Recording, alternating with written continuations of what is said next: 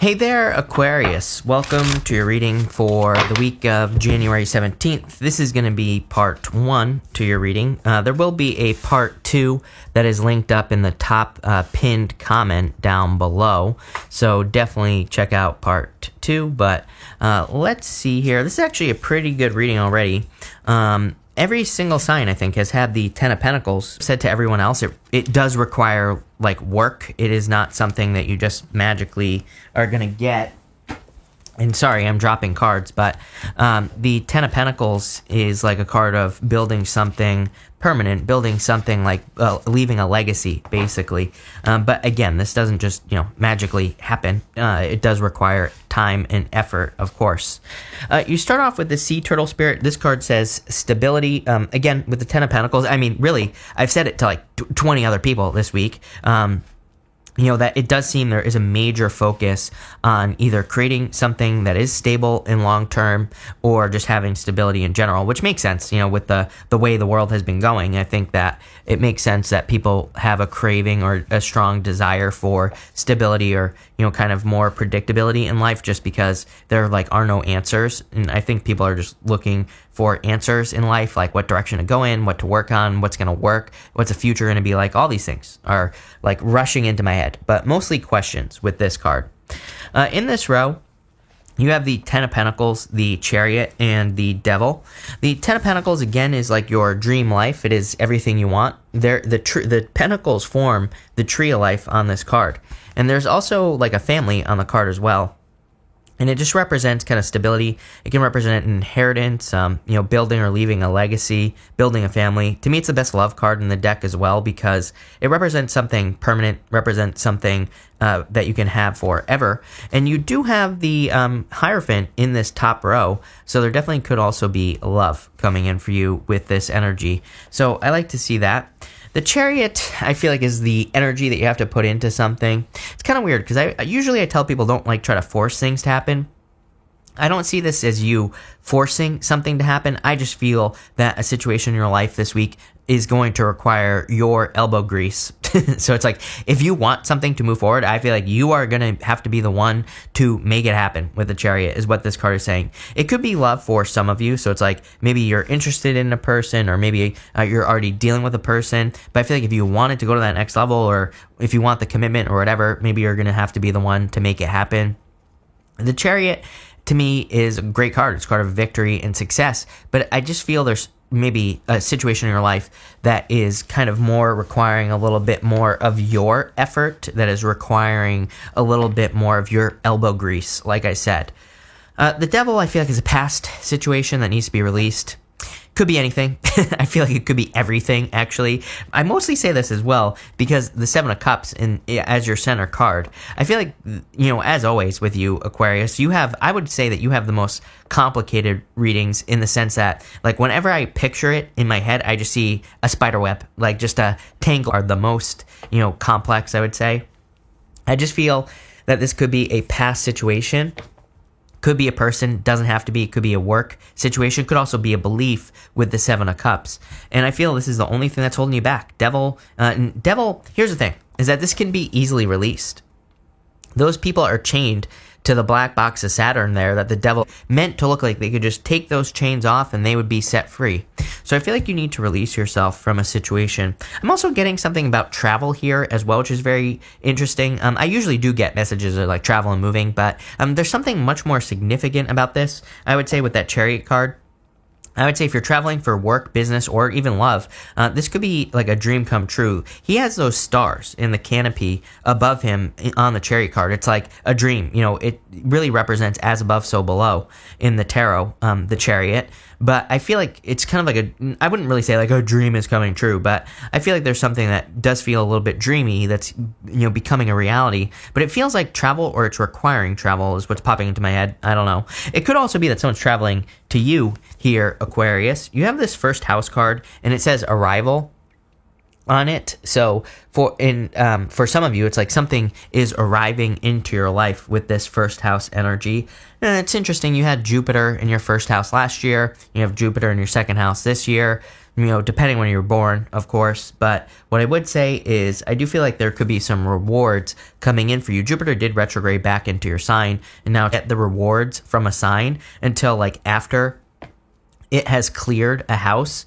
I kind of get that for you here, that there could be some rewards coming in for you because Jupiter was in your first house, again, depending on when you were born. And it doesn't really matter if it's your 10th or your 12th or whatever. I don't care. It doesn't matter. It's still your, astrological first. But what I would say here is that something is arriving. I do feel like this could have to do with travel as well. Next in this row, you have the Ace of Swords, the Seven of Cups, and the Magician. Definitely new beginning energy. Again, first house, you have the Magician, which does represent a new beginning. He needs to take action, though, towards something. I just get this energy of needing to make a decision. It's like he's got all these tools in front of him. He knows that he can manifest things through the power of his words and his thoughts.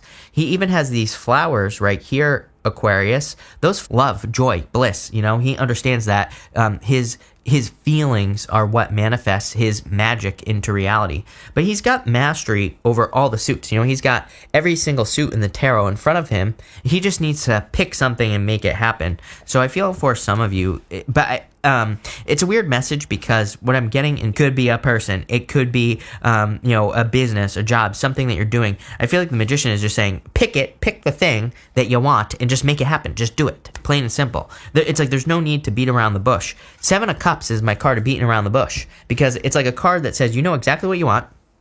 Right? There are some good things in these cups. There are some bad things in these cups as well. It's like he knows exactly what he wants. He wants like this right here, the jewels, the treasure, or he wants the achievement with the wreath on the snakes, the dragons, and I can't get I haven't been doing my finger workout, so I can't get my fingers to move like that, but he's focused on the challenges as well. So it's kind of like a card of beating around the bush. It's like you exactly what you want in your life, but you're like doing all this other stuff as well, or you're focused on all these other issues. And I'm not saying that there aren't other issues to worry about, but it's like, I always tell these stories about, I've known so many people in my life, and one person in particular, my buddy Lewis, he's just like one of those people, he just does not care about anything in the best way possible, right? I'm not saying he's into tarot or anything like that, but I think he truly believes that things just work out for him in a certain way. And just after being friends with this kid for a very long time, what I would say is, again, it's like he just has that understanding. And again, it's not coming from a spiritual place, but it's just interesting how I have to pay taxes. He doesn't worry about, this person's going to cheat on me. He doesn't have the worries like most people do. I don't know why, but it's just interesting, again, to see how his life just works out. It just flows, right? And I honestly think it's because he just doesn't have the fluff in his life. He has the fluff. It exists. He just doesn't focus on it, plain and simple, right? So it's kind of interesting. And, that's what I feel. I don't know if this reading is saying that's the direction you should go in, is you should move more towards that needing not to worry about things or what. So I don't know. People, by the way, Lewis, he is a Scorpio, if you're wondering what sign he is. People always ask, what sign is Lewis? He's a Scorpio. But you have the Ace of Swords as well, so there's clearly some sort of victory coming in for you. I feel like the Seven of Swords is your inner truth. The Seven of Swords can just be the truth. It is like true justice. When it Cups, it's like we can be afraid to ask for something. Maybe we have childhood beliefs that are preventing us from allowing something into our lives, like money or love or whatever, because we feel like that we shouldn't be loved, or we feel like we shouldn't have money. So I feel like you need to live your truth, is what this middle row is saying. The first house is you, Aquarius. So I feel like you need to be who you are.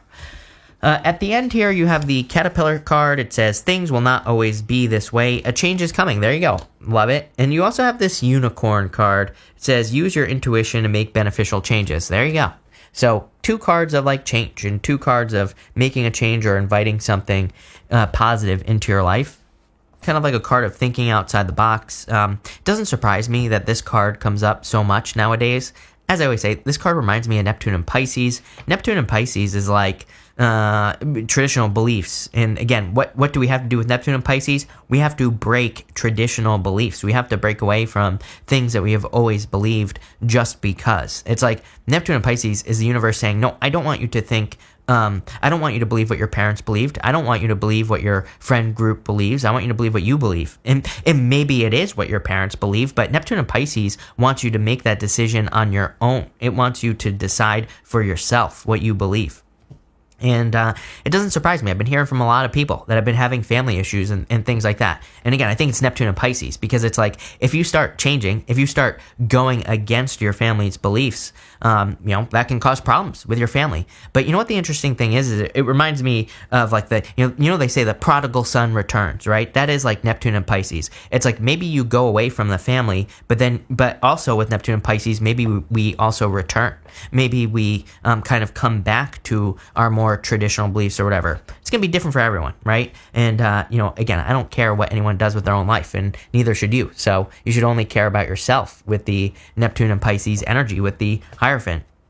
So a lot of you could be going through these processes.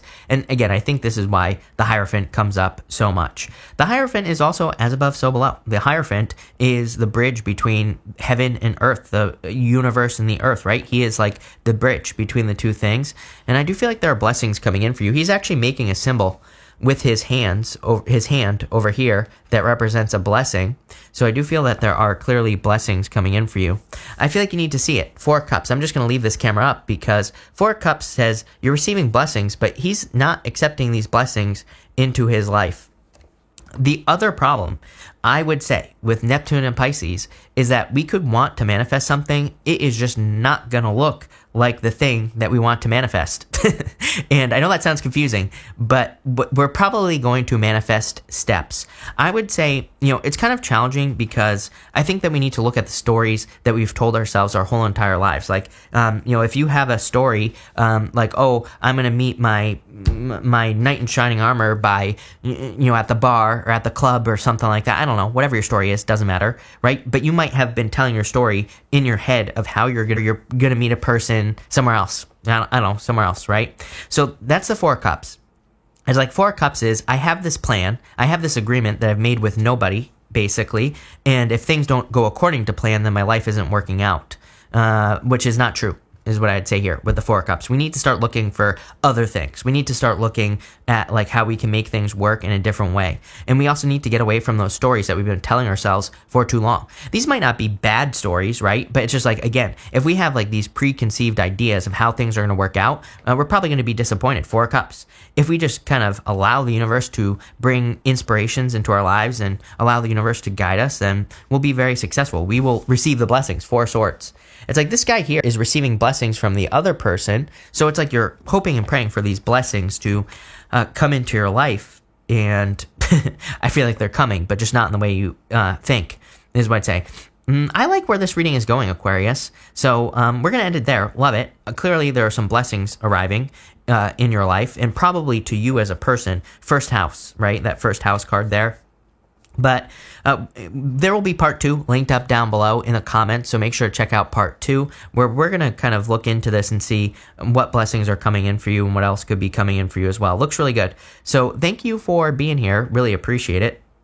And definitely enjoy your week.